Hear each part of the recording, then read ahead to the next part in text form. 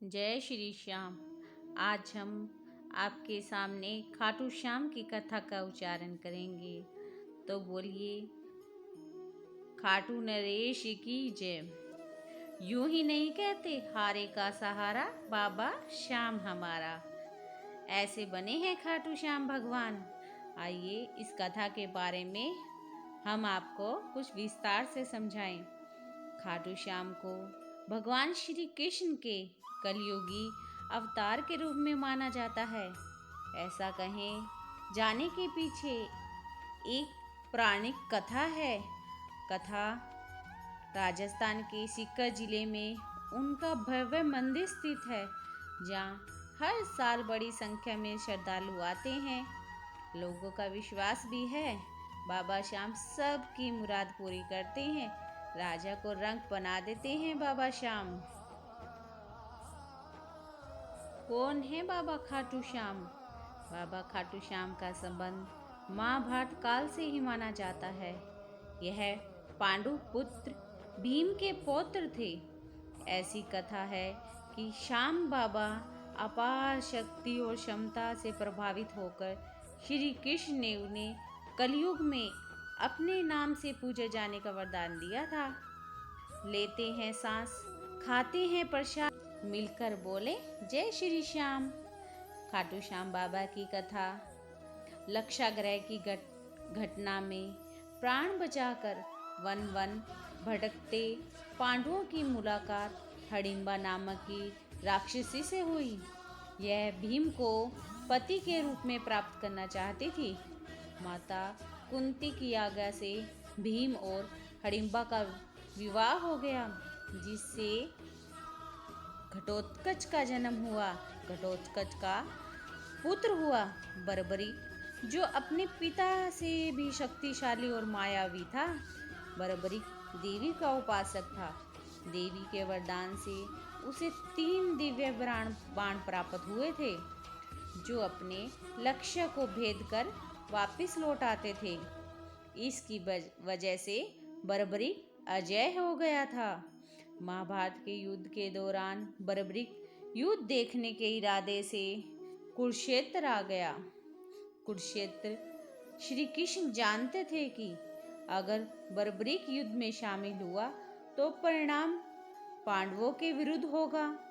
बर्बरिक को रोकने के लिए श्री कृष्ण गरीब ब्राह्मण बनकर बर्बरिक के सामने आ गए।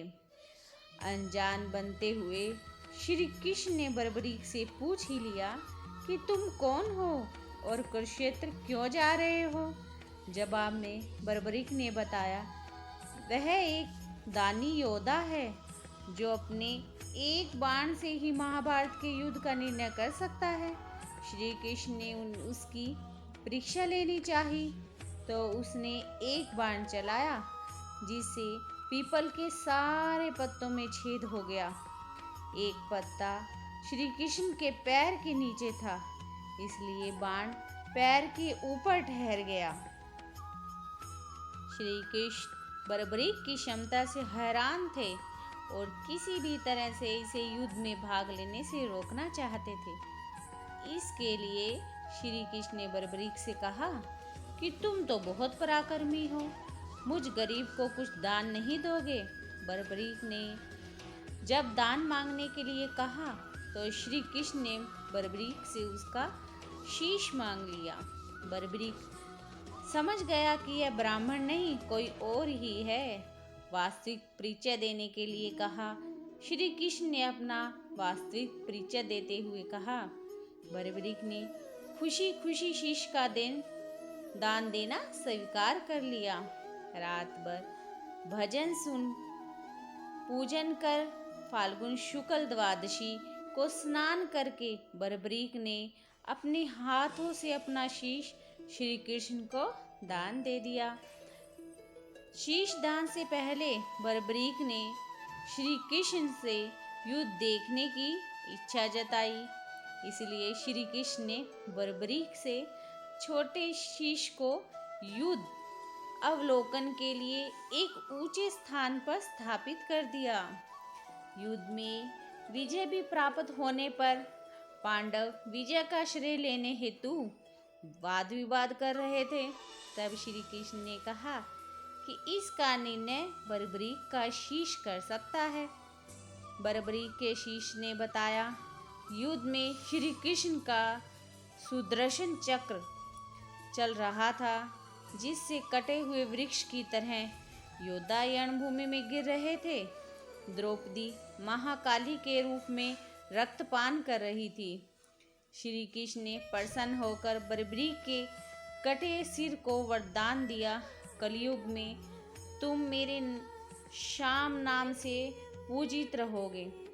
तुम्हारे स्मरण मात्र से ही भक्तों का कल्याण होगा, धर्म अधर्म काम मोक्ष की प्राप्ति होगी। खाटू श्याम में स्थित श्याम कुंड से प्रकट हुए थे।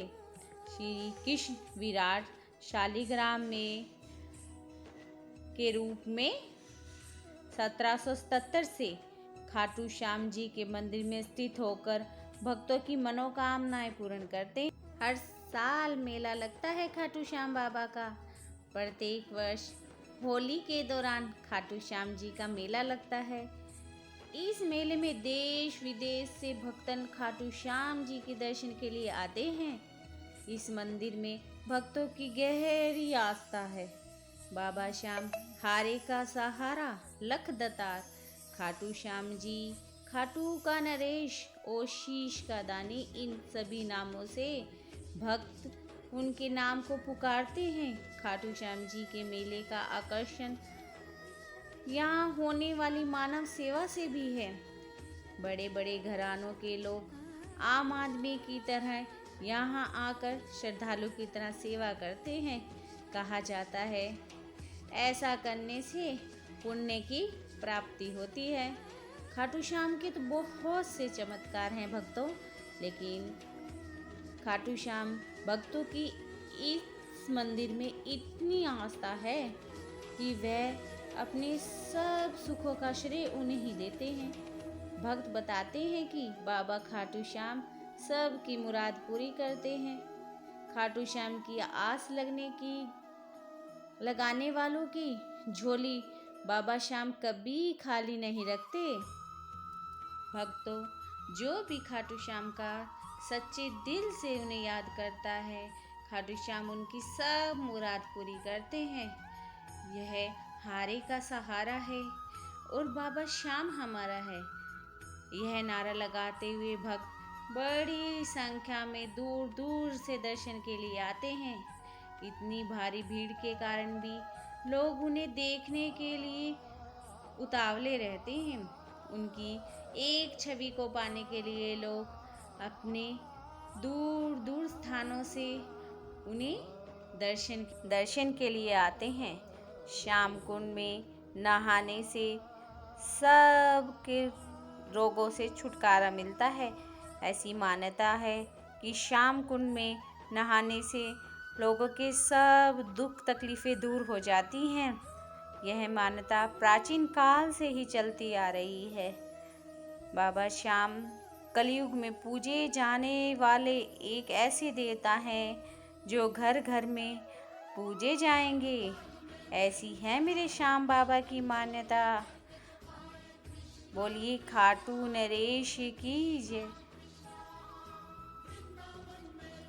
हम इस कथा को यहीं पे विराम देते हैं। आपको हमारी ये कथा कैसी लगी, आप हमें कमेंट में ज़रूर बताइएगा और ऐसी ही कथाएं हम आप लोगों के लिए लाते रहेंगे। जय श्री श्याम, जय श्री श्याम, जय श्री श्याम।